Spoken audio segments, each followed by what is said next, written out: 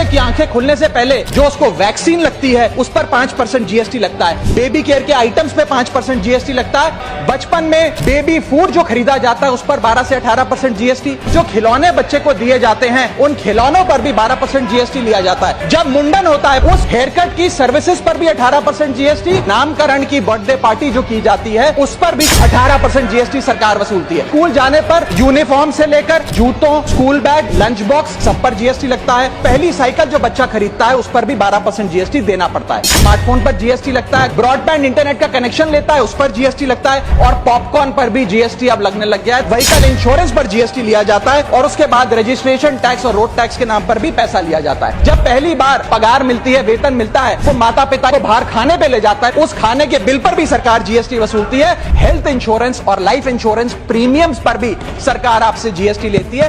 फिर इंसान शादी करता है, इस बीच बैंक्वेट हॉल की बुकिंग पे टैक्स भरता है। शामियाना, खाना, केटरिंग सर्विसेज लेता है, उस पर जीएसटी भरता है। वेडिंग इनविटेशन से लेकर ब्राइडल मेकअप से लेकर हनीमून के ट्रैवल तक हर चीज पर सरकार आपसे जीएसटी वसूलती है। बूढ़ा हो जाता है, दवाई इलाज की जरूरत पड़ती है तो हेल्थ केयर बिल पर, दवाइयों पर आपसे जीएसटी लिया जाता है। जब कोई इंसान मरता है तो उसके अंतिम संस्कार में देसी घी, चंदन वुड, नारियल, इत्र जैसा सामान इस्तेमाल होता है, उस पर भी जीएसटी लगता है।